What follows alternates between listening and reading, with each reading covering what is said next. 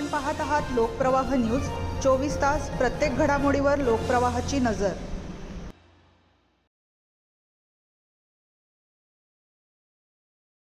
प्रेम कहाणीचा रक्तरंजित शेवट, वैष्णवीच्या खुनानंतर संशयित साहिलचा गळफास, नाशिक हादरले।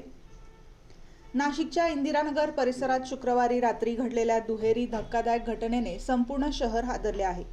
वनसंपदा सोसायटीजवळील दत्त मंदिर परिसरात 20 वर्षीय वैष्णवी आवारे हिची धारदार शस्त्राने गळा चिरून निर्घृण हत्या करण्यात आली होती। या प्रकरणातील संशयित साहिल अशोक लाव्हारे हा फरार झाला होता।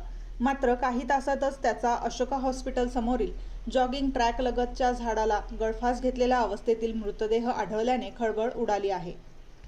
शुक्रवारी रात्री सुमारे 10 ते 10:30 वाजण्याच्या दरम्यान भर रस्त्यात वैष्णवीवर जीवघेणा हल्ला झाला। गंभीर जखमी अवस्थेत तिला तातडीने रुग्णालयात दाखल करण्यात आले, मात्र उपचारापूर्वीच डॉक्टरांनी तिला मृत घोषित केले। वैष्णवी इंदिरानगर परिसरात पेइंग गेस्ट म्हणून राहत होती। घटनेनंतर संशयित साहिल लाव्हारे फरार झाला होता। इंदिरानगर पोलीस त्याचा शोध घेत असताना मध्यरात्री सुमारे 2 ते 3 वाजण्याच्या दरम्यान त्याचा मृतदेह झाडाला गळफास घेतलेल्या अवस्थेत आढळला। त्यामुळे खून आणि त्यानंतरच्या या मृत्यूमागील नेमका घटनाक्रम काय याबाबत अनेक प्रश्न उपस्थित झाले आहेत। प्राथमिक तपासात प्रेमसंबंधातून हा खून झाल्याचा संशय व्यक्त केला जात असला तरी पोलिसांनी अद्याप कोणतेही अधिकृत कारण स्पष्ट केलेले नाही।